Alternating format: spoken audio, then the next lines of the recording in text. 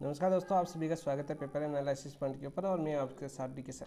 दोस्तों हम कर रहे थे कलाम की जो स्कूल में कितना टेस्ट सीरीज चल रही थी आपकी, तो उसका जो प्रथम प्रश्न पत्र है आपका जीके का पेपर, कौन सा पेपर आपका जो जीके का पेपर है, और वो भी कौन सा आपका मेजर टेस्ट 2 आता है आपका। कब होता है दोस्तों ये टेस्ट आपका 19 अप्रैल 2026 को ये टेस्ट होता है।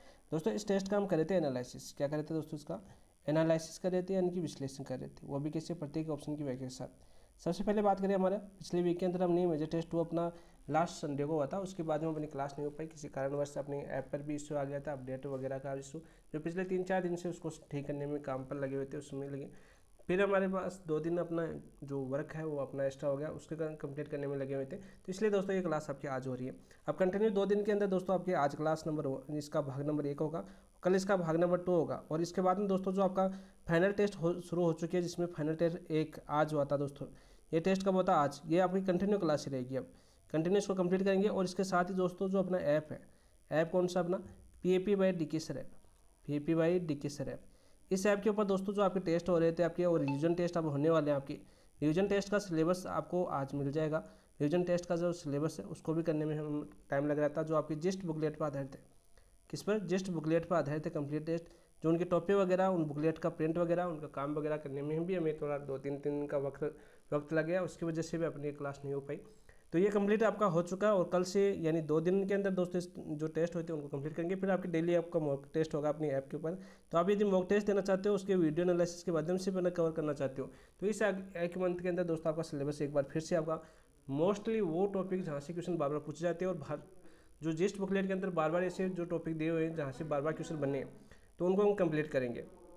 तो इसलिए दोस्तों आपके यहाँ से 28 दिन का जो अपना टाइम है, 4 फाइनल टेस्ट होंगे, तो ये 28 डेज है दोस्तों आपकी। तो इन 28 डेज के अंदर दोस्तों हम क्या करेंगे, पूरा रिवीजन कर लेंगे उन मोस्ट टॉपिकों का जहाँ से बार बार क्वेश्चन आपके बने, बार बार आपके क्वेश्चन बने। तो आप भी ज्वाइन करना चाहते हो तो आज ही डाउनलोड कीजिए PAP बाई डी के सर ऐप, और अपनी तैयारी को और ज़्यादा मजबूत बनाइए।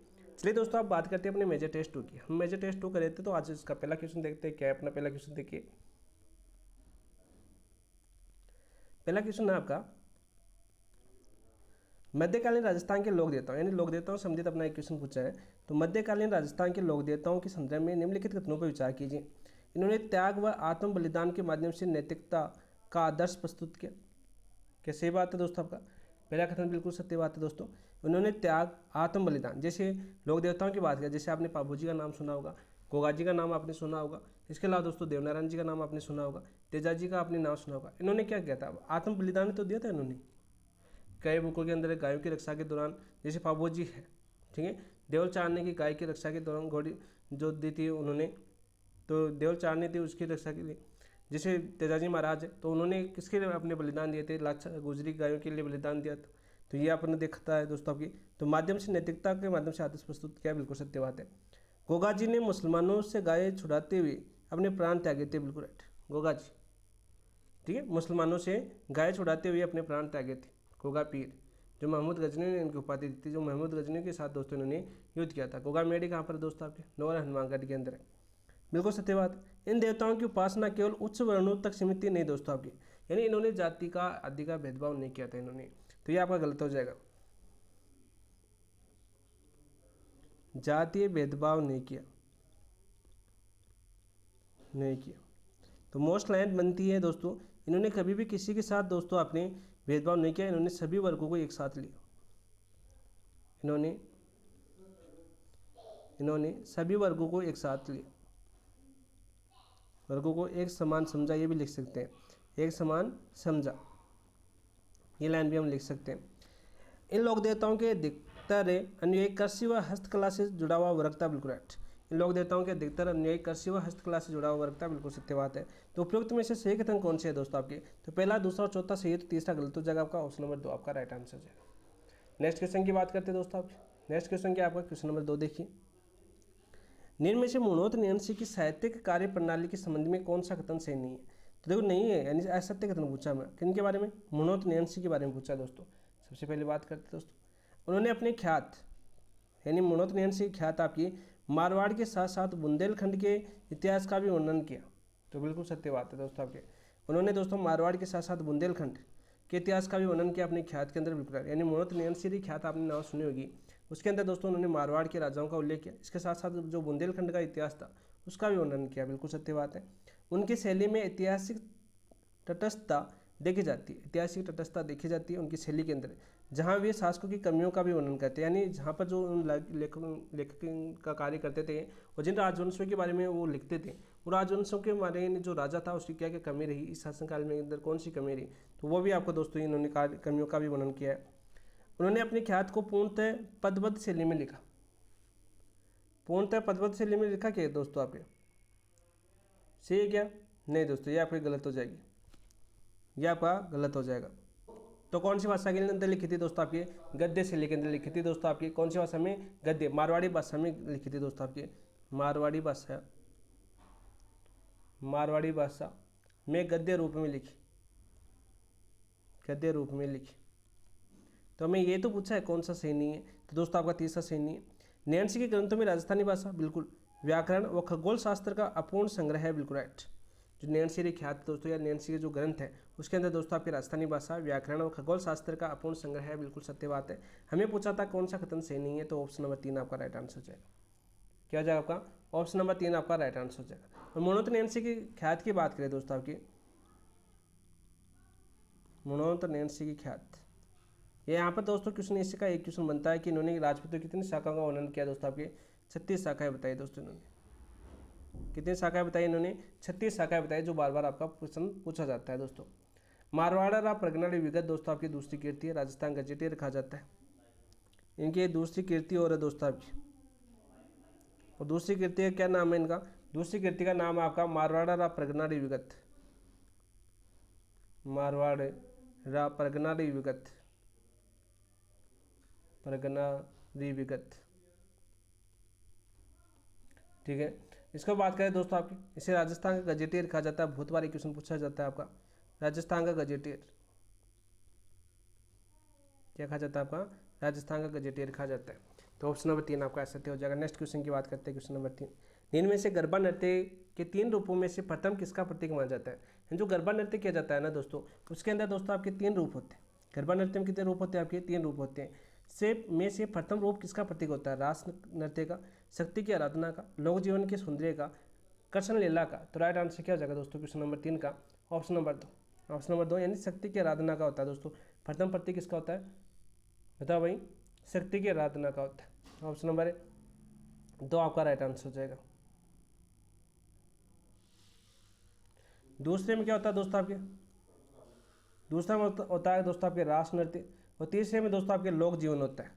एक इसमें होता है आपका तीसरे के अंदर। 3 रूप होते हैं। पहले के अंदर दोस्तों शक्ति की आराधना की जाती है, दूसरे के अंदर दोस्तों रास नृत्य किया जाता है, तीसरे में दोस्तों आपके लोक जीवन की सौंदर्य का किया जाता है। ऑप्शन नंबर 2 आपका राइट आंसर है। नेक्स्ट क्वेश्चन, निम्न में से जयपुर चित्र शैली में मणिकुटिकम प्रवृत्ति, जिसमें रंगों को न भरकर मोती, लाख और लकड़ी की मणियों को चिपकाया जाता है, किस शासक के समय लोकप्रिय हुई? इनमें से जयपुर चित्र शैली की, देखो जयपुर चित्र शैली की बात करें, ठीक है, आमेर यानी जयपुर चित्र शैली की बात करें तो कुटितम प्रवृत्ति के, जिसमें रंगों को न भरकर मोती, लाख और लकड़ी की मणियों को चिपकाया जाता है था, किस शासक के समय लोकप्रिय हुई? स्वयं जय सिंह, स्वयं माधो सिंह, स्वयं ईश्वर सिंह और या महाराजा विनय सिंह। तो 4 का राइट आंसर हो जाएगा दोस्तों आपकी स्वयं माधो सिंह प्रथम। ऑप्शन नंबर 2 आपका राइट आंसर हो जाएगा, ठीक है। ऑप्शन नंबर 2 आपका राइट आंसर हो जाएगा। नेक्स्ट क्वेश्चन की बात करते हैं, क्वेश्चन नंबर 5 क्या देखिए आपका, निम्न में से वीर तेजाजी पशु मेले के संदर्भ में सही कथन नहीं है। वीर तेजाजी पशु मेले की बात करें दोस्तों, तो कौन सा कथन आपका सही नहीं है, ये क्वेश्चन में पूछा है। इस मेले की शुरुआत जोधपुर महाराजा अभय सिंह के समय हुई थी। सही बात है दोस्तों आपकी, वह जोधपुर के महाराजा थे, कौन थे आपके? अभय सिंह। इनके समय दोस्तों आपके वीर तेजाजी मेले की शुरुआत हुई कहाँ पर दोस्तों? परबतसर के हाकिम विजयराज द्वारा तेजाजी की मूर्ति सूर्यपुरा से लाकर परबतसर में स्थापित की गई। तभी से दोस्तों आपके भाद्रपद शुक्ल पंचमी से पूर्णिमा तक विशाल पशु मेले का आयोजन होता है, बिल्कुल सत्य बात। ये मेला श्रावण पूर्णिमा से भाद्रपद अमावस्या तक आयोजित होता है। नहीं दोस्तों, ये गलत हो जाएगा। कब आयोजित होता है? भाद्रपद शुक्ल पंचमी से, भाद्रपद शुक्ल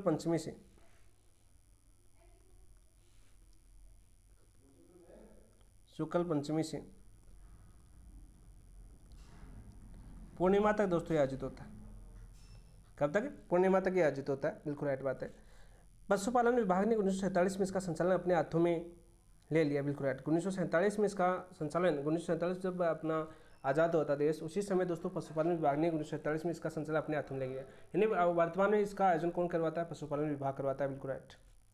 आय की दृष्टि से राजस्थान का सबसे बड़ा पशु मेला, बिल्कुल राइट। आय की दृष्टि से राजस्थान का सबसे बड़ा पशु मेला कौन सा आपका? वीर तेजाजी पशु मेला, जो परबतसर डीडवाना कुचामन के अंदर बढ़ता है। ये मेला लगता कहाँ पर दोस्तों आपका? ये मेला लगता है आपका परबतसर,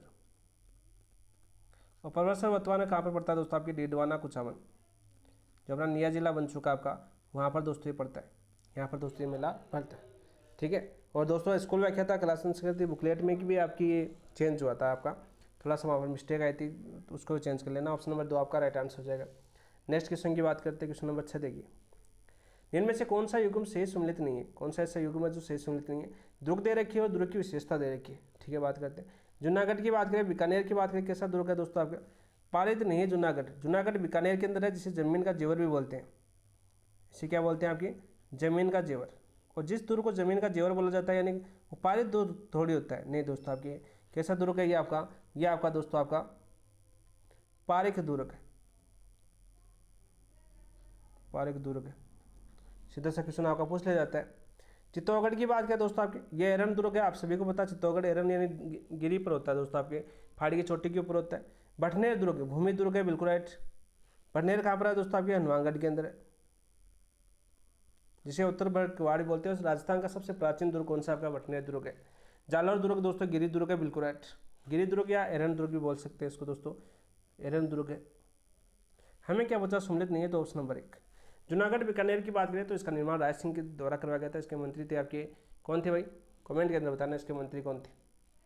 उनके द्वारा दोस्तों ये बनाया गया था आपका राज सिंह के समय। करमचंद के मंत्री थे आपके, करमचंद। नेक्स्ट क्वेश्चन की बात करते हैं। सूची फर्स्ट को सूची सेकंड से सम्मिलित कीजिए। सूची फर्स्ट में आभूषण दे रखे, सूची सेकंड में अंक दे रखे। अब देखो अपनी टॉपिक वाइज क्लास हुई है दोस्तों आपकी। यहाँ पर टॉपिक वाइज क्लास में आप ये बताइए मुझे कि जो हमने टॉपिक वाइज क्लास ली है अपनी क्लास संस्कृति की, अभी और भी आएगी भाई दोस्तों उनकी, तो उसके अंदर दोस्तों जो आपके हमने आभूषण पढ़े और आभूषण को मैंने कवर करवाया दोस्तों, तो आभूषण की क्लास यदि आपने देखी, क्या वहाँ से बाहर है? क्या नहीं होगा दोस्तों, क्योंकि पूरा डिटेल से करवाया हमने। यहाँ पर देखिए थेड़ियों की बात किया दोस्तों, आपके थेड़ियों आभूषण कहाँ का होता है दोस्तों? आपके कंठ का होता है। नौगरी आभूषण बार बार दोस्तों क्वेश्चन पूछा जाता है, और हाथ का होता है दोस्तों आपके। नौगरी और नेवरी, यानी नेवरी पैर का होता है, नौगरी हाथ का होता है दोस्तों आपके। दामन है दोस्तों आपके, आराम से कर सकते हो, दामन अंगुली का होता है। दामन किसका होता है दोस्तों? आपका अंगुली का होता है। आंवला पैर का होता है दोस्तों, आंवला किसका होता है? आपका पैर का होता है। तो 2, 1, 3, 4 ऑप्शन नंबर 3 आपका राइट आंसर। नेक्स्ट क्वेश्चन, इनमें से कौन सा मनुष्य जीवन का अंतिम संस्कार है? मनुष्य के जीवन का अंतिम संस्कार कौन सा है? वानप्रस्थ है, संन्यास है, अंत्येष्टि है, समावर्तन है दोस्तों आपके। तो मनुष्य के जीवन का अंतिम संस्कार आपका अंत्येष्टि होती है दोस्तों आपके। तो राइट आंसर क्या हो जाएगा? ऑप्शन नंबर 3, यानी जब मर जाता है तो वो अंतिम संस्कार होता है, अंत्येष्टि उससे जला दिया जाता है, ठीक है। नेक्स्ट क्वेश्चन की बात करें दोस्तों आपकी, मनुष्य के जीवन का भी अंतिम संस्कार यही है, अंत्येष्टि। नेक्स्ट क्वेश्चन की बात करते हैं, क्वेश्चन नंबर 9 देखिए। सर्वोच्च न्यायालय के संदर्भ में निम्न कथनों पर विचार कीजिए। निम्न कथनों पर विचार करते हैं 9 नंबर के अंदर। तो देखिए दोस्तों पहला कथन दे रखा है, सर्वोच्च न्यायालय में न्यायाधीशों की संख्या एवं सेवा शर्तों का निर्धारण राष्ट्रपति द्वारा किया जाता है। नहीं दोस्तों आपके राष्ट्रपति द्वारा नहीं किया जाता, ये पहला गलत हो जाएगा। जो निर्धारण जो संख्या और सेवा शर्तों का निर्धारण राष्ट्रपति नहीं करता है, कौन करता है दोस्तों? आपकी संसद करती है। कौन करती है? आपकी संसद करती है, सीधा सा याद होना चाहिए आपको, और बार बार पूछा भी जाता है आपका ये क्वेश्चन।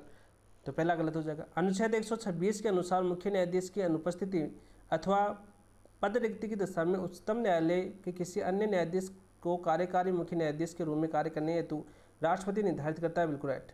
अनुच्छेद 129 के अनुसार सर्वोच्च न्यायालय अभिलेख न्यायालय होता है, बिल्कुल राइट।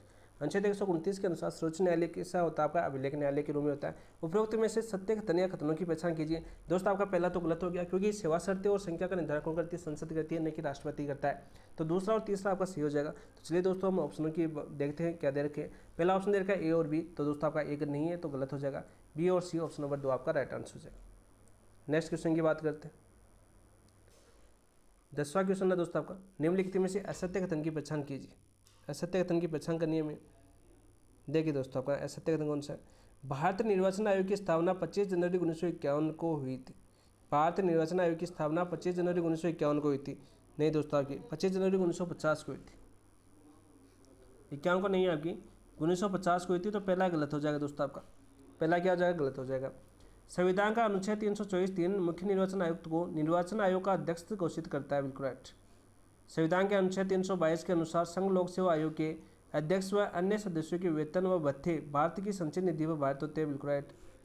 राष्ट्रीय मानवाधिकार आयोग के अध्यक्ष व सदस्यों का कार्यकाल 3 वर्ष या 70 वर्ष की आयु जो भी पहले हो तक रहेगा होता है, बिल्कुल राइट। तो दोस्तों आपका पहला गलत हो जाएगा, बाकी दूसरा, तीसरा और चौथा सही है। तो हमें क्या पूछा था, हमें पूछा था असत्य कथन। तो राइट आंसर हो जाएगा आपका ऑप्शन नंबर 1। क्या हो जाएगा आपका ऑप्शन नंबर 1 आपका राइट आंसर हो जाएगा। क्वेश्चन नंबर 11 की बात करते हैं दोस्तों। 73वें संविधान संशोधन अधिनियम 1992 द्वारा अंतः स्थापित किए गए भाग 11 के संदर्भ में सूची फर्स्ट और सूची सेकंड को सम्मिलित कीजिए। सूची फर्स्ट में प्रावधान दे रखे दोस्तों और सूची सेकंड में अनुच्छेद दे रखे। तो पहला प्रावधान दे रखा निर्वाचन संबंधी मामलों में न्यायालयों के हस्तक्षेप का वर्जन। निर्वाचन संबंधी मामलों में न्यायालयों के हस्तक्षेप का वर्जन दोस्तों आपके अनुच्छेद 243 ओ के अंदर दे रखा था। तो पहला किसमें चला जाएगा आपका 4 के अंदर। सदस्यता के लिए निरता है, सदस्यता के लिए निरता है दोस्तों अनुच्छेद 243 ऐप के अंदर वर्णित है। तो दूसरा दूसरे के अंदर हो जाएगा दोस्तों आपका पंचायतों के लेखाओं की संपरीक्षा। पंचायतों की लेखाओं की संपरीक्षा की बात करें दोस्तों आपके, तो किसके अंदर उल्लेखित था आपका, तो वो था आपका अनुच्छेद 243 जे के अंदर। तो तीसरा तीसरे के अंदर हो जाएगा। पंचायतों की अवधि तो दोस्तों आपके अनुच्छेद 243 ई हो जाएगा। तो यहाँ पर अनुच्छेद दे रखे थे और आपने देखा होगा यहाँ पर अनुच्छेद 243 से ऐसे और तक दोस्तों आपके अनुच्छेद दे रखे हैं। कौन से भाग 9 के अंदर कौन से संविधान संशोधन के तहत जोड़े गए थे, आपके 73वें संविधान संशोधन 1992 के अंदर जोड़े गए थे, जहाँ पर दोस्तों ऐसे पंचायतों का शरणकाल भी बोला जाता है, ठीक है। तो यहाँ पर राइट आंसर क्या हो जाएगा दोस्तों आपका, पहला चौथे के अंदर है, दूसरा दूसरे में, तीसरा तीसरे में, चौथा पहले में। तो राइट आंसर क्या हो जाएगा आपका, पहला चौथे में, दूसरा दूसरे में, तीसरा तीसरे में और चौथा आपका पहले में। ऑप्शन नंबर 3 आपका राइट आंसर हो जाएगा। नेक्स्ट क्वेश्चन की बात करते हैं। अनुच्छेद 243 जेडी के तहत गठित महानगर योजना समिति में कम से कम कितने सदस्य महानगर क्षेत्र में नगरपालिकाओं के निर्वाचित सदस्यों और पंचायतों के अध्यक्षों द्वारा अपने में से उस क्षेत्र में नगरपालिकाओं और पंचायतों की जनसंख्या के अनुपात में निर्वाचित होते हैं, 1/3, 2/3, 3/4 या 1/4। तो राइट आंसर क्या हो जाएगा दोस्तों, आपके अनुच्छेद 243 जेड ई की बात कर रहा है, तो यहाँ पर राइट आंसर क्या हो जाएगा आपका 2/3। ऑप्शन नंबर 2 आपका राइट आंसर। अनुच्छेद बात करें यहाँ पर अनुच्छेद क्या हो जाएगा आपका 243 जेड ई दे रखा था ना, तो 2/3 हो जाएगा। ऑप्शन नंबर 2 आपका राइट आंसर। नेक्स्ट क्वेश्चन की बात करते हैं, क्वेश्चन नंबर 1305 ईस्वी में अलाउद्दीन खिलजी ने किसके नेतृत्व में अपनी सेना जालौर भेजी थी। और बहुत ही क्वेश्चन, बहुत अच्छा क्वेश्चन पूछा गया दोस्तों आपका, इंपॉर्टेंट क्वेश्चन भी है। और यहाँ पर दोस्तों संधि के लिए जो कानादेव थे आपके, कानादेव जो आपके चौहान शासक थे जालौर के, वो दिल्ली भी चले जाते हैं। उसी के बाद दोस्तों ये माना जाता तात्कालिक फिरोजा प्रकरण हुआ था, उनके साथ उनके पुत्र भी जाते हैं। तो दोस्तों वो भेजा था आपका आयन उल मुल्क मुल्तान। ऑप्शन नंबर 3 आपका राइट आंसर हो जाएगा। ऑप्शन नंबर 3 आपका राइट आंसर। कमालुद्दीन गुरु को दोस्तों आपके 1309 के अंदर भेजा था। कब भेजा था दोस्तों आपके 1309 के अंदर दोस्तों ये भेजा था आपका कमालुद्दीन गुरु को। सीधा सा क्वेश्चन पूछा जाता है आपका। ऑप्शन नंबर 3 आपका राइट। बीकानेर शासक राज सिंह के बारे में कौन सा कथन असत्य है। देखो ये क्लास अपनी हो चुकी है, टॉपिक क्लासों के अंदर हमने बहुत से अच्छे से किया था। हमने बीकानेर के राज सिंह हो, चाहे आपके जालौर दिल्ली संबंध सल्तनत से संबंध हो, चाहे आपके रणथंभौर के संबंध हो, चाहे आपके मेवाड़ के संबंध हो, बहुत ही शानदार टॉपिक और क्लासों के माध्यम से हर प्रत्येक चीज़ बताई हमने। जहांगीर ने राज सिंह को 5000 का मनसब प्रदान किया था। जहांगीर ने राज सिंह को 5000 का मनसब प्रदान किया था, बिल्कुल राइट, बिल्कुल सत्य बात है दोस्तों आपकी, बिल्कुल सत्य बात है। कितने हज़ार का, 5000 का राज सिंह को। यानी जहांगीर यानी अकबर के पुत्र थे। वो सबसे ज़्यादा जो विश्वास पात्र थे आपके राजस्थान के जहांगीर के समय, सलीम के समय, तो वो थे आपके बीकानेर के राज सिंह। राज सिंह ने सिरोही के देवड़ा सुल्तान के विद्रोह का दमन का नेतृत्व किया, बिल्कुल है। देवड़ा सुल्तान और वहाँ के आप सबने सुना होगा जो महाराणा प्रताप का भाई था जगमाल, उसको वहाँ पर आधा सिरोही राज्य क्षेत्र दिया था। उसके कारण वो विवाद था और फिर आपकी एक युद्ध में होता है आपका दातान का युद्ध, उसके अंदर जो जगमाल है वो आपका मारे जाते हैं। उसके बाद में सिरोही पर पूरा अधिकार हो जाता है देवड़ा सुल्तान का। फिर आपके दोस्तों राज सिंह जाते हैं वहाँ पर, दमन करते हैं, संधि करवाते हैं। राज सिंह ने बुरहानुल मुल्क के विरुद्ध ठट्टा अभियान में भी भाग लिया, बिल्कुल लिया था दोस्तों आपके। राज सिंह ने अकबर के समय कंधार, गुजरात, बंगाल और काबुल के अभियानों का नेतृत्व किया। नहीं दोस्तों आपके कंधार, गुजरात, बंगाल और काबुल का नेतृत्व नहीं किया, इन्होंने सहायता की। क्या किया दोस्तों आपके, सहायता की थी दोस्तों आपकी। यानी जैसे मान सिंह गए थे आपके, ठीक है, काबुल, तो मान सिंह की सहायता के लिए भेजा था। जैसे कोई मुस्लिम सेनानायक गया हुआ था वहाँ पर, तो उनकी सहायता के लिए दोस्तों राज सिंह को भेजा गया था। तो इन्होंने नेतृत्व नहीं किया दोस्तों आपके, नेतृत्व नहीं किया, सहायता की। तो ऑप्शन नंबर 4 आपका राइट आंसर। क्वेश्चन नंबर 15 की बात करते हैं। 1857 की क्रांति के संबंध में कौन सा कथन असत्य है। 1800 क्रांति के संबंध में दोस्तों कौन सा कथन आपका असत्य है, ये देखना हमें। 3 जून 1857 को नीमच छावनी में सैनिकों ने विद्रोह किया। 3 जून 1857 को दोस्तों कर्नल अबोट को चुनौती देते हुए मोहम्मद अली ने दोस्तों आपकी बात करें बेगनी नेतृत्व का विद्रोह किया था, बिल्कुल राइट, पहला बिल्कुल सत्य है। और यहाँ पर दोस्तों विद्रोह का नेतृत्व किसने किया था, तो बता देता हूँ मैं आपका, तो ये नेतृत्व किया था दोस्तों आपकी किसने, मोहम्मद अली बेग ने। किसने किया था आपके, मोहम्मद अली बेग ने किया था दोस्तों।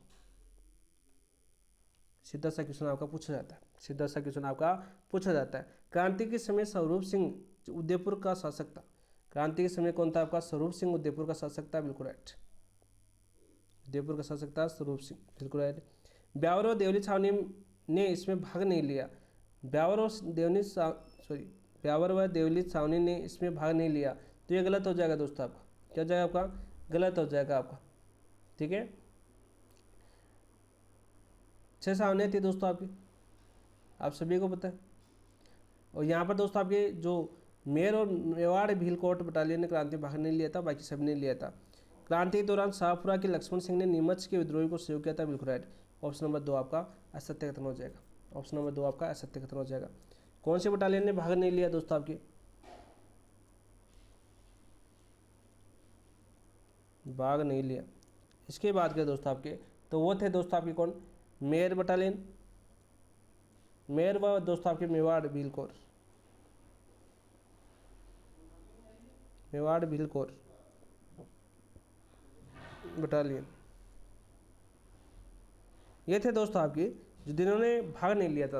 1857 क्रांति की 2 सैनिक टुकड़े ऐसी थी जिन्होंने भाग नहीं लिया 6 छावनियों में से, तो ऑप्शन नंबर 3 आपका राइट आंसर। नेक्स्ट क्वेश्चन की बात करते हैं, क्वेश्चन नंबर 16 क्या देखिए आपका, 1818 ईस्वी में उदयपुर राज्य में ये भील विद्रोह के कारण क्या थे, 1818 ईस्वी में उदयपुर राज्य में ये भील विद्रोह के कारण क्या थे दोस्तों आपके, अंग्रेजों द्वारा सहायक संधि के पश्चात देशी सेनाओं को भंग कर देना, अंग्रेजों द्वारा सहायक संधि के पश्चात देशी सेनाओं को भंग कर देना, भीलों द्वारा वसूल किए जाने वाले रखवाली व बोलाई नामक करों को के अधिकार समाप्त कर देना, ये भी एक बिल्कुल कारण था दोस्तों आपके, बिल्कुल सत्य बात है।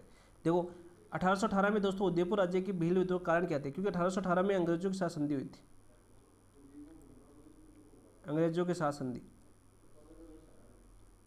के साथ क्या हुई थी आपकी, संधि हो गई थी, ठीक है।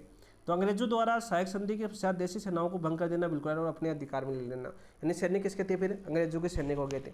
बेलों द्वारा वसूल किए जाने वाले रखवाली और बोलाई कर, यानी जो रखवाली और बोलाई कर है बहुत इंपॉर्टेंट है। रखवाली कर कौन सा था आपका, जो चौकीदारी करता है, यानी चौकीदारी करते थे भील, तो आप अंग्रेज करेंगे दोस्तों आपके, चौकीदारी कर ये समाप्त कर दिया गया।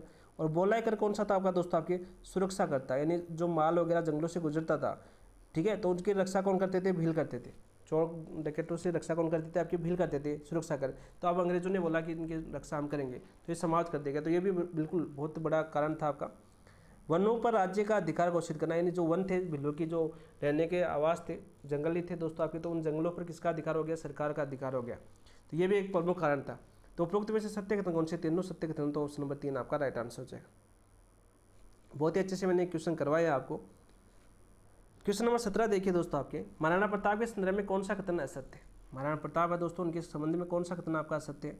हल्दीघाटी युद्ध के मध्य प्रताप को राचिन झल्ला मन्ना ने धारण किया, हल्दीघाटी युद्ध जो आपके 1576 में लड़ा गया था, 18 जून 1576 को दोस्तों आपके 1576 में जो लड़ा गया था हल्दीघाटी युद्ध में के मध्य प्रताप का राचिन झाला मन्ना ने धारण किया था क्या दोस्तों आपके, झाला मन्ना ने धारण किया था, बिल्कुल सत्य बात है। और दोस्तों यहाँ पर याद कर लेना साथ ही साथ झाला अज्जा, तो पहले आता है, तो पहले कौन सा आएगा आपका, कौन सा आएगा, 1527 में एक युद्ध हुआ था, कौन सा, जिसका नाम याद होना चाहिए आपको, खानवा का युद्ध, खानवा का युद्ध। और इसके अंदर दोस्तों आपके सांगा का छत्र धारण किया था, सांगा, और इसका दोस्तों आपके जो छत्र धारण किया था वो किसने किया था, आपके झाला अज्जा ने किया था। ये क्वेश्चन बहुत बार पूछा गया आपके एग्जाम के अंदर। महाराणा प्रताप ने 1585 में लूणा चावंडिया को परास्त कर चावंड को अपनी राजधानी बनाया, बिल्कुल राइट। 1585 में दोस्तों चावंड को राजधानी बनाया। 1597 तक महाराणा प्रताप की रही, और जो मुगल मेवाड़ संधि हुई थी उसके यानी 1614 तक 15 तक, तो वहाँ तक दोस्तों आपकी फिर मेवाड़ की राजधानी रही। तो 2 क्वेश्चन बनते हैं, एक क्वेश्चन पूछा जाता है कि महाराणा प्रताप की चावंड राजधानी कब तक रही, एक ये पूछा जाता है कि मेवाड़ की राजधानी चावंड कब तक रही। दोनों क्वेश्चनों को आपको याद करना है दोस्तों। 1585 से 1597 के बीच महाराणा प्रताप ने चित्तौड़ व मंडलगढ़ को छोड़कर शेष राज्य पर पुनः अधिकार कर लिया था, बिल्कुल राइट। 2 ही स्थान छोटे थे, एक तो आपका चित्तौड़गढ़ किला जिस पर अधिकार नहीं कर पाए, एक दोस्तों आपके मंडलगढ़ जहाँ पर दोस्तों अंतिम जो कछुआ गए थे आपके पृथ्वीराज कछुआ, जहाँ पर उनकी छतरी बनी हुई है 32 खंभों की, उस पर अधिकार नहीं कर पाए। उसके अलावा सभी पर आपका अधिकार कर लिया था महाराणा प्रताप ने, बिल्कुल सत्य बात है। हल्दीघाटी युद्ध में प्रताप की सेना के चंद्रावल भाका नेतृत्व हकीम का सुर करे थे? नहीं दोस्तों, चंद्रावल भाका नहीं करे थे दोस्तों हकीम का सुर, तो किसका करे थे दोस्तों? आपके हरावल सेना का। चंद्रावल भाका की बात करें तो प्रताप स्वयं कर रहे थे, प्रताप स्वयं।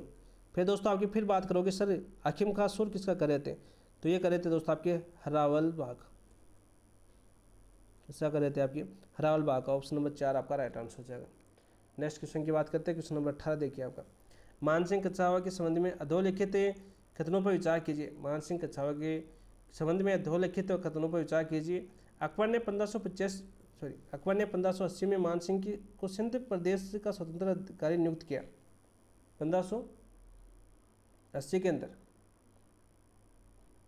मानसिंह को सिंध प्रदेश का स्वतंत्र अधिकारी नियुक्त किया। बिल्कुल राइट, बिल्कुल सत्य बात है दोस्तों आपकी। 1580 के अंदर बंगाल की सूबेदारी के दौरान मानसिंह ने अफगान विद्रोहियों इसरा खां व सुलेमान खां का दमन किया था। बंगाल की सूबेदारी के दौरान। बिल्कुल राइट, बिल्कुल सत्य बात है। मुगल उत्तराधिकारी संघर्ष में मानसिंह ने खुसरो का सहयोग किया था। बिल्कुल राइट, खुसरो का सहयोग किया था। बिल्कुल राइट। उपरोक्त में से कौन से ऐसे कथन सत्य है दोस्तों? आपके तीनों सत्य, तो ऑप्शन नंबर 3 आपका राइट आंसर हो जाएगा। नेक्स्ट क्वेश्चन की बात करते हैं, क्वेश्चन नंबर 19 देखिए आपका क्या है। भरतपुर प्रजामंडल के संदर्भ में असत्य कथन कौन सा? देखो प्रजामंडल की बात करें तो अपने जो क्लास बनाई थी हमने, मैं बता रहा हूँ, मैंने पहले भी बोला आपको, यदि आप आधुनिक इतिहास की बात करें तो आधुनिक इतिहास के आपके 6 टॉपिक है दोस्तों। आपके आधुनिक इतिहास की बात करें तो आधुनिक इतिहास के टॉपिक कितने? आपके 6 टॉपिक है।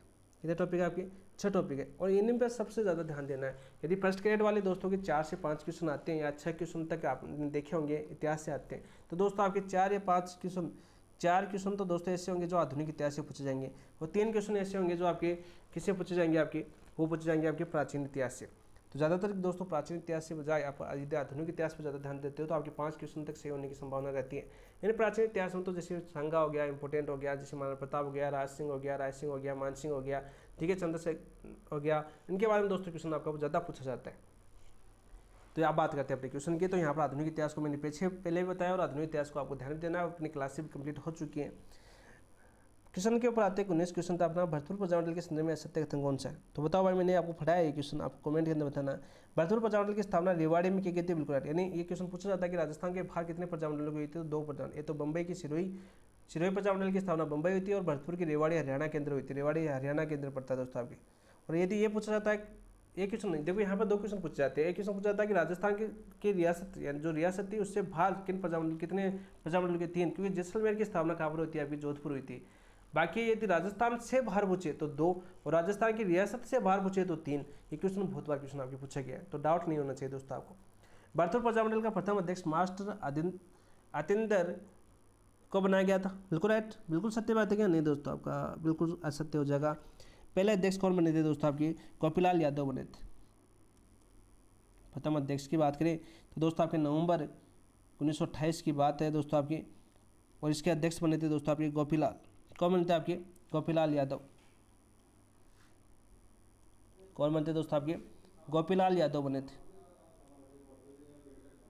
गोपीलाल यादव। सीधा सा क्वेश्चन आपको पूछा जाता है। भरतपुर राज्य में जन जागृति उत्पन्न करने का श्रेय जगन्नाथ दास अधिकारी हो जाता है। बिल्कुल राइट। भरतपुर राज्य में जन जागृति उत्पन्न करने का श्रेय किसको जाता है? जगन्नाथ दास अधिकारी को जाता है। बिल्कुल सत्य बात है। भरतपुर में 22 अक्टूबर 1942 में ब्रज जन प्रतिनिधि समिति का गठन हुआ। बिल्कुल राइट, बिल्कुल सत्य बात है। तो राइट आंसर क्या हो जाएगा आपका? ऑप्शन नंबर 2 आपका राइट आंसर हो जाएगा। ऑप्शन नंबर 2 आपका सत्य कथन हो जाएगा, क्योंकि प्रथम अध्यक्ष कौन थे? गोपीलाल यादव थे। और सचिव कौन थे? आपके देशराज थे। सचिव कौन थे? आपके देशराज थे। नेक्स्ट क्वेश्चन की बात करते हैं, क्वेश्चन नंबर 20। निम्नलिखित कथनों पर विचार कीजिए और हमें सत्य कथन बताना। दोस्तों आपके सत्य कथन कौन से हैं? देखिए, पहला कथन दे रखा है, राजस्थान एकीकरण के समय अजमेर मेरवाड़ा सी श्रेणी का राज्य था। देखो राजस्थान कौन सी श्रेणी का था? आपका 20 श्रेणी का था। ठीक है, 20 श्रेणी का राज्य था, ये भी आपको याद होना चाहिए। लेकिन अजमेर मेरवाड़ा की बात करें दोस्तों आपके, तो अजमेर मेरवाड़ा कौन से का था? आपका सी श्रेणी का था दोस्तों। कौन सी श्रेणी का था? आपका सी श्रेणी का। धौलपुर नरेश उदयभान सिंह अधिमिलन पर हस्ताक्षर करने वाले अंतिम शासक थे। बिल्कुल राइट। धौलपुर जो नरेश थे उदयभान सिंह दोस्तों आपके अधिमिलन पर हस्ताक्षर करने वाले अंतिम शासक थे। बिल्कुल राइट। स्वतंत्रता प्राप्ति के समय राजस्थान में 4 नॉन सेल्यूटरी थे दोस्तों आपके, 4 नहीं थे दोस्तों आपके। नॉन सेल्यूट दोस्तों आपके यानी जो ठिकाने थे दोस्तों आपके कितने थे? आपके 3 थे। कितने थे? आपके 3 थे, तो ये गलत हो जाएगा। 3 कौन कौन से थे? देखो, ये तो था आपका लावा, ये तो कौन सा था? आपका लावा था। दूसरा कौन सा था दोस्तों आपका कुशलगढ़। कौन सा था आपका कुशलगढ़। और तीसरा कौन सा था आपका निमराना था। तीसरा कौन सा था आपका निमराना था। सीधा सा क्वेश्चन आपका पूछ ले जाता है। तो हमें पूछा सत्य कथन, तो दोस्तों आपका पहला दूसरा सत्य तीसरा असत्य, तो ऑप्शन नंबर 1 आपका राइट आंसर हो जाएगा। नेक्स्ट क्वेश्चन की बात करते हैं, 21वां क्वेश्चन की बात करते हैं। तो यहाँ से आपकी मैथ शुरू होती है आपकी 21वीं क्वेश्चन से। एक बेलन के एक सिरे पर एक शंकु और दूसरे सिरे पर अर्धगोला चढ़ा हुआ है। सर्वनिष्ठ त्रिज्या 3.5 सेमी, बेलन की ऊंचाई 6.5 सेमी और इस संरचना की कुल ऊंचाई 12.8 सेमी है। तो इस संरचना का कुल आयतन कितना होगा। तो बीच का आयतन पूछा है दोस्तों में, बीच का आयतन पूछा है, तो याद करते हैं दोस्तों आपके। यहाँ पर देखिए दोस्तों आपका सबसे पहले देखिए आपकी उभयनिष्ठ त्रिज्या।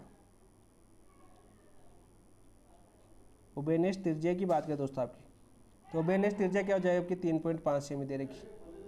कितनी दे रखी है आपकी 3.5 सेमी दे रखी। बेलन की ऊंचाई की बात करें दोस्तों आपकी, ऊंचाई कितनी दे रखी है हमें 6.5 सेमी दे रखी।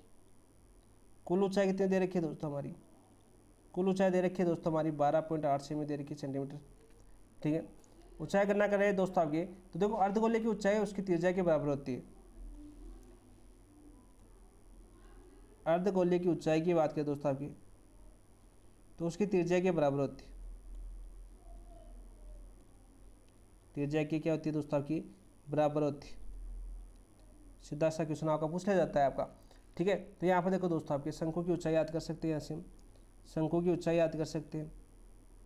तो शंकु की ऊंचाई क्या हो जाएगी दोस्तों आपकी, कुल ऊंचाई कितनी दे रखी है हमें, कुल ऊंचाई माइनस कर देंगे दोस्तों आपके बेलन की ऊंचाई, बेलन की ऊंचाई प्लस कर देंगे दोस्तों हमारी क्या अर्धगोले की त्रिज्या, अर्धगोले की त्रिज्या ये हम कर देंगे दोस्तों आपकी। तो यहाँ से देखो दोस्तों हमें शंकु की ऊंचाई निकालनी है। तो दो कुल कितनी है आपकी 12.8 सेंटीमीटर दे रखी थी, माइनस कर देंगे दोस्तों आपके बेलन की ऊंचाई 6.5 प्लस अर्धगोले की त्रिज्या कितनी हो जाएगी 3.5।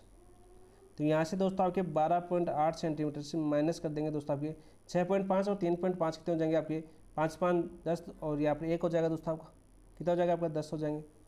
ठीक है, और 10 तो यहाँ पर 12.8 में से 10 गए तो दोस्तों आपके 2.8 सेंटीमीटर बचा। क्या हो जाए आपका 2.8 सेंटीमीटर बचा। आप देखिए दोस्तों हमारे, आप देखते हैं दोस्तों हम आपके कुल आयतन की बात करते हैं। कुल आयतन की बात करते हैं तो इसको थोड़ा छोटा कर लेता हूँ ताकि पूरा क्वेश्चन इसमें आ जाए और आपको पेंट भी मिल जाए इसका। कुल आयतन की बात करते हैं दोस्तों अभी, कुल आयतन की बात करें तो यहाँ पर देखिए दोस्तों कुल आयतन क्या हो जाएगा आपका पाई आर स्क्वायर एच। तो यहाँ पर कितना हो जाएगा आपका 22/7। आर कितना आपका 3.5 इंटू 3.5। ठीक है, एच की बात करें दोस्तों आपकी 6.5। ठीक है, एच क्या हो जाएगा आपका बेलन का आयतन देख रहा हूँ दोस्तों। सबसे पहले तो मैं बेलन का आयतन निकालता हूँ। कुल आयतन एक बार रुकिए दोस्तों, बेलन का आयतन, बेलन का आयतन कितना हो जाएगा आपका 22/7 इंटू 3.5 इंटू 3.5 इंटू 6.5।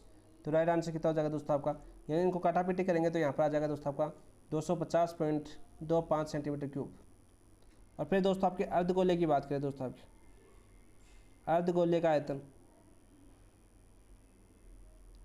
तो वो कितना हो जाएगा दोस्तों आपका, वो जाएगा आपका 2/3 पाई आर क्यूब।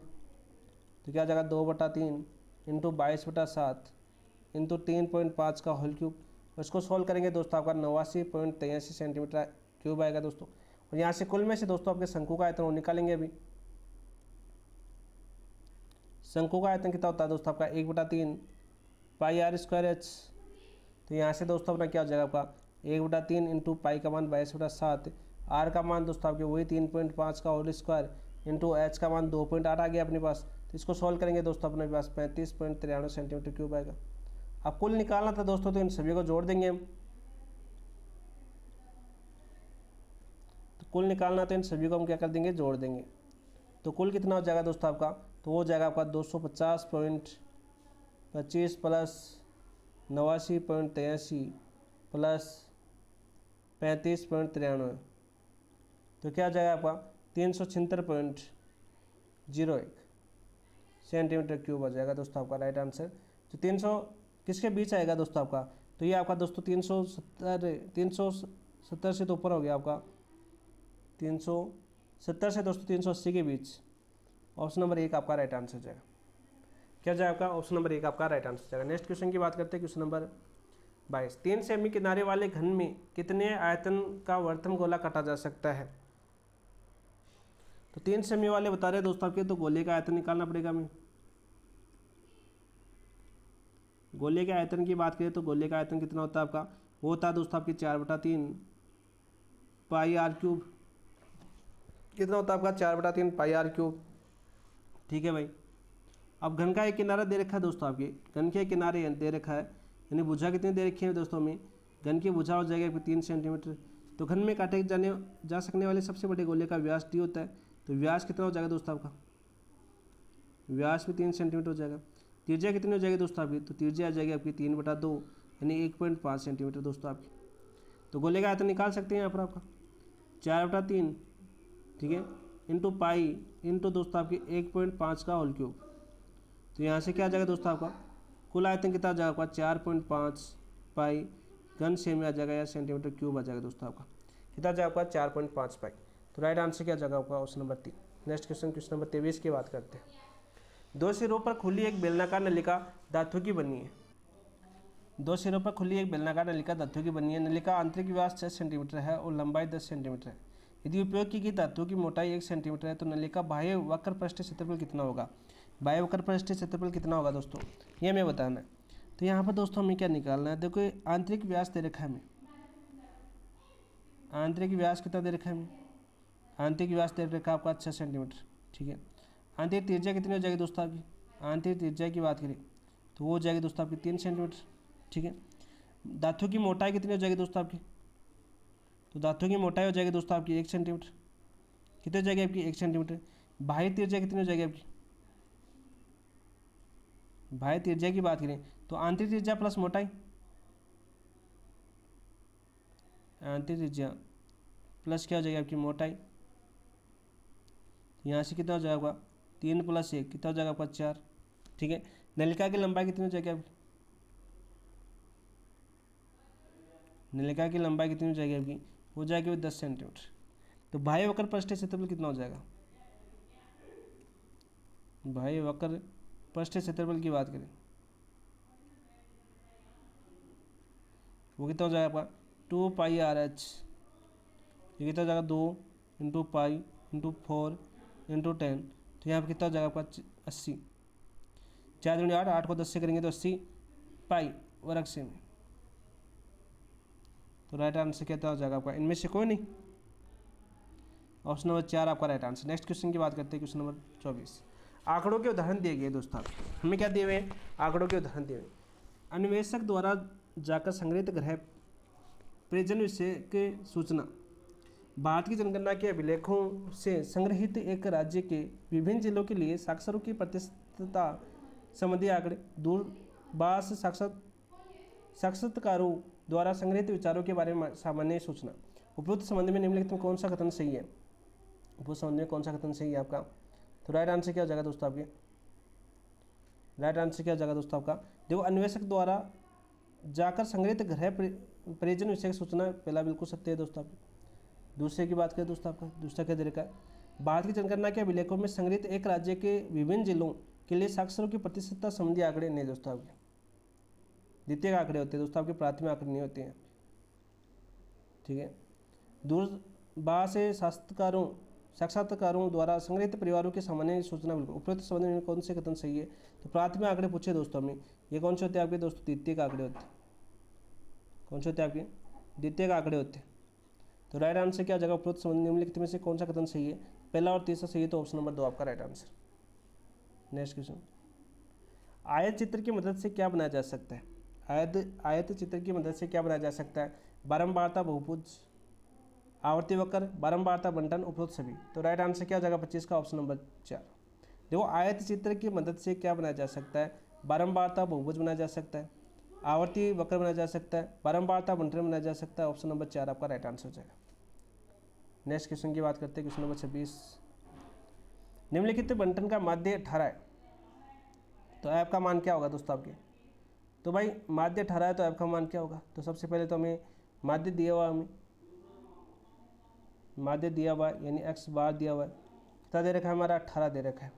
वर्ग अंतराल दे रखा है, बारंबारता दे रखी है। तो मध्य बिंदु की बात करें दोस्तों आपके ऐप का मान निकालना है, तो मध्य बिंदु कितना हो जाएगा दोस्तों आपके, मध्य बिंदु की बात करें एक्स आई कितना हो जाएगा आपका 11 13 कितने होते हैं दोस्तों आपके 11 और 13 कितने होते हैं आपके 11 + 13, 11 + 13 आपका 24 हो गया। 24 में दोस्तों आपके 2 का भाग जाएंगे, आधा आएगा, तो कितना आ जाएगा दोस्तों आपके 12 आ जाएगा। 15 और 13 और 15 कितने होते हैं, इन दोनों का योग बटा 2 क्या होता है मध्य बिंदु a + b बटा 2 होता है दोस्तों आपके। तो यहाँ पर क्या जाएगा 13 और 15 कितने हो जाएगा आपके 18, 28, 28 को 14 हो जाएंगे दोस्तों आपका, ठीक है 14 हो जाएंगे। फिर दोस्तों आपके 16 हो जाएंगे दोस्तों आपके, ठीक है 32 और 32 16 हो गए दोस्तों आपके, 36 दोस्तों आपके 18 हो गए दोस्तों आपके।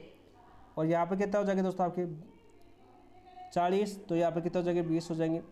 यहाँ पर दोस्तों कितना हो जाएगा 44, तो 22 हो जाएंगे दोस्तों। यहाँ पे कितने हो जाएंगे दोस्तों आपके 48, 23 और 25 कितने हो जाएंगे आपके 48, 48 में 2 का भाग जाएगा तो दोस्तों कितने हो जाएंगे 24। आगे क्या निकालते हैं दोस्तों, इसके आगे एफ आई एक्स आई को हम गुणा करते हैं, बारंबारता को दोस्तों मध्य बिंदु से हम गुणा करते हैं, तो कितना आ जाएगा आपका 12 × 36, 4 × 6 = 84, 16 × 9 = 144, 13 को 18 से करेंगे दोस्तों कितना आएंगे आपके 13 को 18 से करेंगे 234, 20 को ऐप से करेंगे दोस्तों आपके 20 ऐप आ जाएगा आपका। 22 × 5 = 110 होता है दोस्तों आपके, 22 × 5 = 110, 24 को 4 से करेंगे तो 96 आएगा दोस्तों आपके, कितना आएगा अपने पास 96 आएगा। और दोस्तों यहाँ पर योग करेंगे हम एफ आई, तो कितना आएगा दोस्तों आपका यहाँ पर देखो अपनी सारी बता रहा हूँ मैं आपका, इनका योग करेंगे सभी का ऐप आएगा, तो कितना आएगा दोस्तों आपके 40 + ऐप आ जाएगा आपका, 40 + ऐप आ जाएगा, ठीक है। तो देखो सूत्र होता है आपका, सूत्र क्या होता है x बार बराबर होता है आपका summation F I x I upon दोस्तों कितना होता है आपका समेशन एफ आई। तो एफ आई एक्स आई का योग कितना आ गया आपका 704 + 20 ऐप आएगा दोस्तों आपका अपॉन 40 + ऐप आएगा, 40 + ऐप आ जाएगा दोस्तों हमारा। गणना करेंगे दोस्तों आपके x बार कितना दे रखा है 18 दे रखा है हमारा, तो 18 बराबर 704 + 20 ऐप अपॉन 40 + ऐप दे रखा है हमारा। इनको वजन गुणा करेंगे दोस्तों हमारा कितना आ जाएगा, तो वजन गुणा करेंगे तो हम 40 को देखो दोस्तों आपके 0, 800 कितना हो जाएगा दोस्तों आपके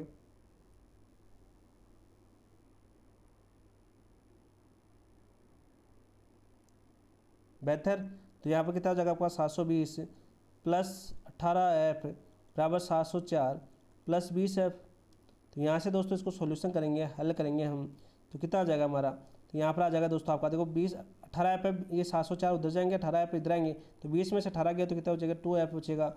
और दोस्तों 720 में से 704 गया तो कितने बचेंगे आपके 16 बचेंगे।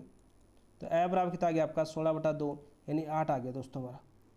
ऑप्शन नंबर 1 आपका राइट आंसर हो जाएगा। नेक्स्ट क्वेश्चन की बात करते हैं, क्वेश्चन नंबर 27 क्या है दोस्तों। एक निश्चित कूट भाषा में दोस्तों आपके लाइफ टाइम को FECCJEGC तथा SCKLTON को JBFFJHG कुटित किया जाता है, तो इसी कूट भाषा में टेममेन को किस प्रकार से कुटित किया जा सकता है। तो सबसे पहले दोस्तों हम लिखते हैं आपकी लाइफ टाइम, क्या लिखते हैं हम आपकी लाइफ टाइम लिखते हैं।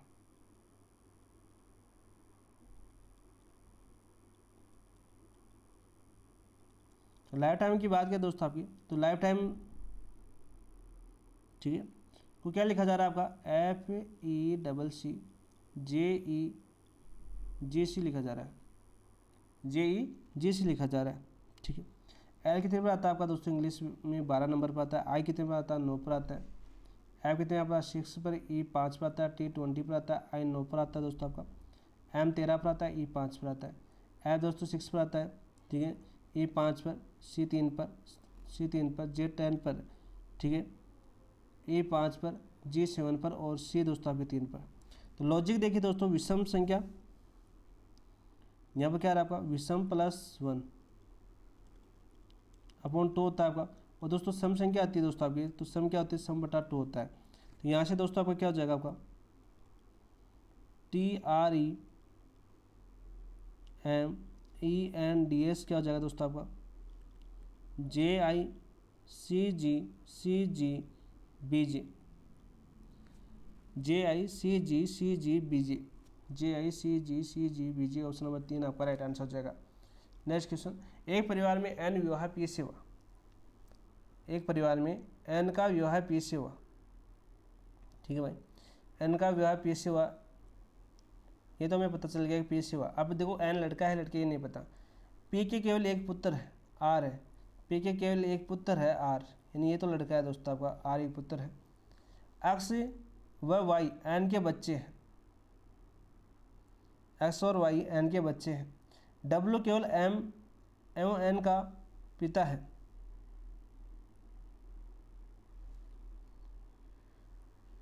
एक परिवार में n का विवाह p से हुआ, चलो p के केवल एक पुत्र r है, ठीक है। x व y n के बच्चे हैं, x और y n के बच्चे हैं।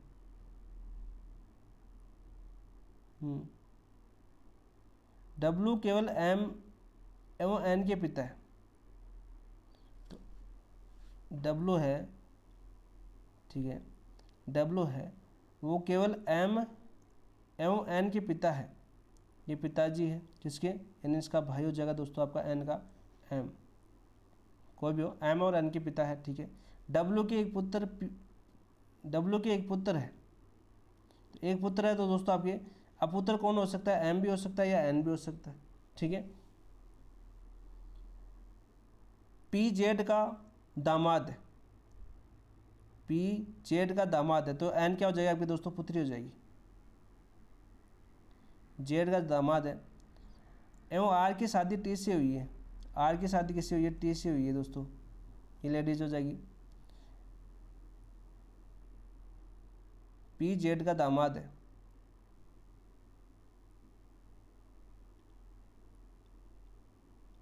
जेड हो जाएगा, जेड इसकी क्या हो जाएगी, पत्नी हो जाएगी डब्लू की, तभी तो दामाद होगा दोस्तों आपके। तो परिवार में पुरुष और महिलाओं की सदस्यों की क्रमशः कितनी है, पुरुष और महिलाओं की संख्या कितनी है दोस्तों आपके, तो यहाँ पर दोस्तों आपका ये भी क्या होगा, आपका पुरुष होगा, क्योंकि एक पुत्र था डब्लू के, एक पुत्र था दोस्तों आपके। तो पुरुष कितने हो गए दोस्तों आपके, देखो 1 2 3 4 हो गए, पुरुष तो कितने हो गए दोस्तों आपके, 4 हो गए। तो महिला कितनी हो गई दोस्तों आपकी, 5 हो जाएगी महिला, महिला कितनी हो जाएगी आपकी, 5, 5 कौन सी हो जाएगी दोस्तों आपकी, देखो आर है दोस्तों आपके, तो इनके बच्चे हैं दोस्तों आपके, वाई दोस्तों आपकी एक महिला हो जाएगी, और इसके अलावा दोस्तों आपके एक्स भी दोस्तों आपकी क्या हो जाएगी, महिला हो जाएगी, क्योंकि देखिए यहाँ पर दे रखे हैं ना पुत्र, यानी एक्स और वाई एन के बच्चे हैं दोस्तों आपकी, एन के बच्चे हैं तो ये एक पुत्र था, ठीक है, पुत्र एक है, तो ये दोनों क्या आपकी बेटियाँ होगी, ठीक है, पे की क्या होगी आपकी, एक्स और वाई बेटियाँ होगी, तो 5 महिला हो जाएगी दोस्तों, देखो 1 2 3 4 और 5, तो 5 महिला है दोस्तों। हमें क्या पूछा है, पुरुष और महिलाओं की संख्या, तो पुरुष 4 है और महिला 5 है, तो ऑप्शन नंबर 1 आपका राइट आंसर। नेक्स्ट क्वेश्चन की बात करते हैं, क्वेश्चन नंबर 29 क्या देखिए,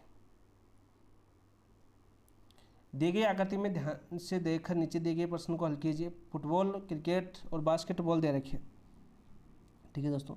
यदि 50 फुटबॉल है, 40 क्रिकेट और 30 बास्केटबॉल है खेलते हैं, तो फुटबॉल या क्रिकेट खेलने वाले लेकिन बास्केटबॉल नहीं खेलने वाले खिलाड़ियों की संख्या क्या होगी। तो यहाँ पर फुटबॉल कितने थे दोस्तों आपके, 50 दे रखे, क्रिकेट कितने दे रखे हमें, 40 दे रखे हैं, और दोस्तों बास्केटबॉल कितने दे रखे हमें, 30 दे रखे। अब देखो केवल दोस्तों यहाँ पर हम देखिए फुटबॉल, केवल फुटबॉल खेलने वाले, तो यहाँ पर देखो 7 और 5 12, 12 और 14 कितने होते हैं दोस्तों आपके, 26। यदि हम दोस्तों आपके 50 में से 26 के, तो कितने बचे आपके दोस्तों, 50 में 26 बचे, 24 ऐसे बचे जो केवल फुटबॉल खेलते हैं, क्या खेलते हैं आपके, केवल फुटबॉल खेलते हैं दोस्तों आपके। तो यहाँ पर दोस्तों आपके केवल क्रिकेट की बात करें तो 12 हो जाएंगे दोस्तों आपके, और दोस्तों केवल बास्केटबॉल की बात करें तो 9।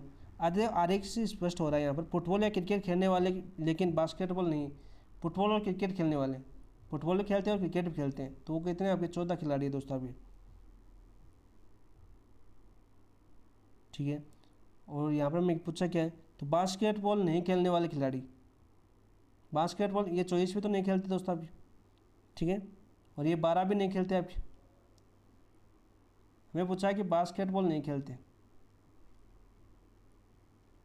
बास्केटबॉल नहीं खेलते, कितने खिलाड़ी हैं, तो दोस्तों आपके देखो 24 तो फुटबॉल केवल फुटबॉल खेलते हैं, प्लस 14 खिलाड़ी ऐसे हैं जो आपके फुटबॉल और क्रिकेट खेलते हैं लेकिन बास्केटबॉल नहीं खेलते हैं, और 12 खिलाड़ी ऐसे हैं तो केवल क्रिकेट खेलते हैं और बास्केटबॉल नहीं खेलते। टोटल योग करेंगे तो 4 4 8 2 10, एक असले वाली 3 3 और 1 4 4 1 5, 50 खिलाड़ी ऐसे हो गए जो आपके बास्केटबॉल नहीं खेलते, तो ऑप्शन नंबर 3 आपका राइट आंसर हो जाएगा, ऑप्शन नंबर 3 आपका राइट आंसर हो जाएगा। नेक्स्ट क्वेश्चन, दिए आकृति दिए गए विकल्पों में से उस संख्या का चयन कीजिए जो निम्नलिखित श्रेणी को प्रश्न चिन्ह के को प्रतिस्थापित कर सकती है। 62 76 दे रखे दोस्तों आपके, तो 62 से 76 दोस्तों आपके 12 छूट रहे हैं आपके। 76 से 80 के अंदर दोस्तों बात करें तो आपके 6 जुड़ रहे हैं आपके। कितने जुड़ रहे हैं आपके? 6 जुड़ रहे हैं दोस्तों आपके। ठीक है, 6 हो जाएंगे दोस्तों आपके प्लस, यहाँ पर लिख देता हूँ मैं आपके 62 76 80 86 95 158। तो 62 से 76 की बात करें दोस्तों आपकी तो 12 प्लस हो गए दोस्तों आपके। 74 से 80 की बात करें दोस्तों आपके तो प्लस 6 हो गए दोस्तों। 80 से 86 की बात करें तो प्लस 6 हो गया आपके। 86 से 95 की बात करें तो प्लस 9 हो गया आपके। ठीक है, तो यहाँ पर देखो दोस्तों, यहाँ पर देखिए दोस्तों, ये और आपका 0.5 से गुणा। ठीक है, और 6 से प्लस 6 दोस्तों आपके तो 1 से गुणा हो रहा है आपका, किसी और आपका 1 से गुणा। 9 आ रहे हैं दोस्तों आपके तो किससे गुणा हो रहा है आपका? फिर से 1.5 से गुणा हो रहा है।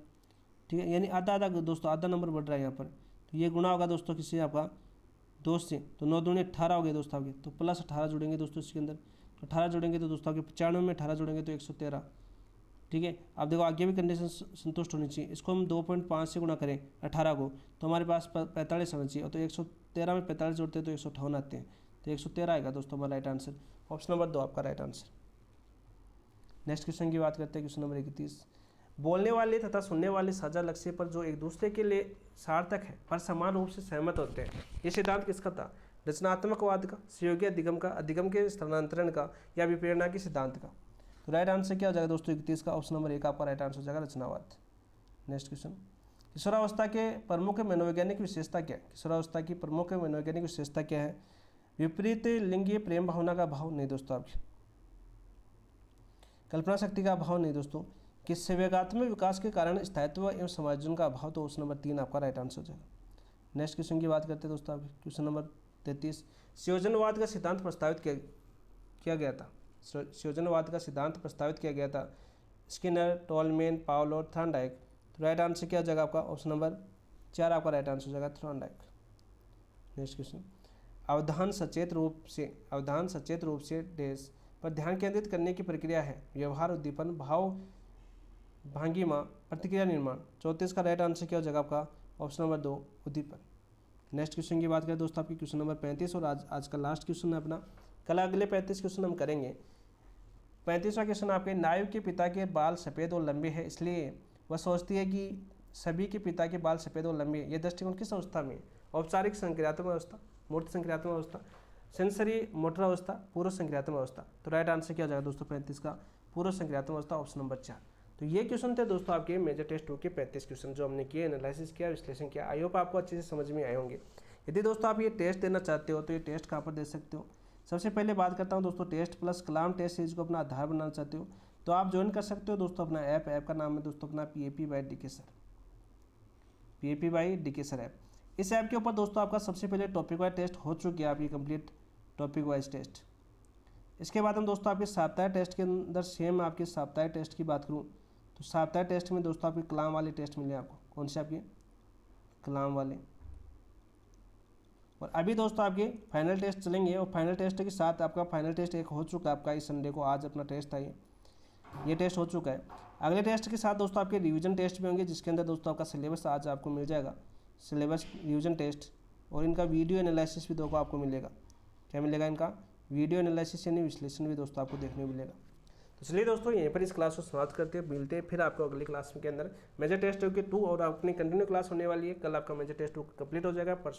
परसों अपनी फाइनल टेस्ट फर्स्ट का एनालिसिस करेंगे, विश्लेषण करेंगे, बहुत ही शानदार तरीके से एनालिसिस भी करेंगे। तो ये टेस्ट देना चाहते हो तो इस ऐप के ऊपर जुड़ सकते हो, और आपको बुकलेट और रिवीजन टेस्ट और जस्ट बुकलेट चाहिए तो आप अपने टेलीग्राम चैनल के ऊपर आपको जुड़ सकते हो, वहाँ पर विजिट कर सकते हो, वहाँ पर आपको सारा कंटेंट वगैरह मिल जाएगा दोस्तों। इसी के साथ इस क्लास समाप्त करते हैं। थैंक यू, धन्यवाद दोस्तों, जय हिंद। चैनल से पहले लाइक और शेयर सब्सक्राइब जरूर करना। जिन दोस्तों ने अभी तक लाइक नहीं किया वो लाइक करना, शेयर भी करना अपने दोस्तों के साथ, और कमेंट में अपनी प्रतिक्रिया जरूर देना। मिलते हैं दोस्तों कल मेजर टेस्ट 2 के अंतिम क्वेश्चनों के साथ। थैंक यू, धन्यवाद दोस्तों, जय हिंद।